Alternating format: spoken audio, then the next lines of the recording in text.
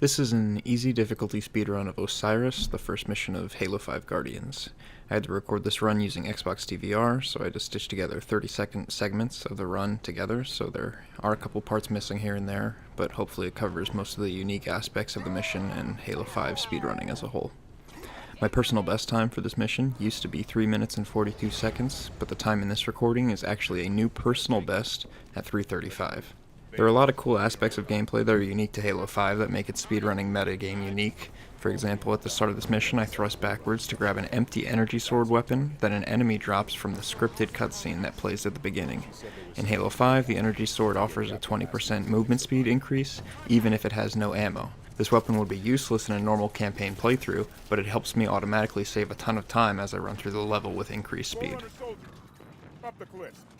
Here I get very close to landing a skip that relies on the teleporting enemies that bounce around the level, but instead I decide to crouch to get a checkpoint early and play safe in case I mess up a technique or die. When attempting a run at record pace, a better player would rarely pause for a checkpoint like this. This is the start of the mission's most intricate speedrunning trick. I use the rotating blades of this piston to launch my avatar upwards with a ton of speed, using the cliff face to avoid dying and making sure I'm launched at the right angle. I then use the thruster ability to get forward momentum and line myself up with my target. Finally, I use a ground pound to get a ton of downward momentum aimed at a specific spot to get out of bounds. After I land, I'm standing on top of one of the major checkpoint rooms that you have to reach in the level, but by climbing over this room I can re-enter bounds by activating a QuickTime button event from behind the wall and then jumping at a specific part of the load zone that is being rendered after a checkpoint. If I miss the timing of this or the location of the jumps, I can end up falling through the level or soft locking the game entirely and being unable to progress. Fortunately, I make it through and I progress to the end of the level. From here on out, it's primarily 2 combat sections, mostly enemies that I can run past.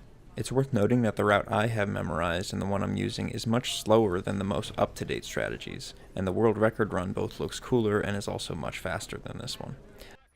Halo speedrunning has a ton of interesting meta and community development, such as the contrast between easy and legendary difficulty speedruns. There are also many distinctions between the original releases and the anniversary remakes of the games.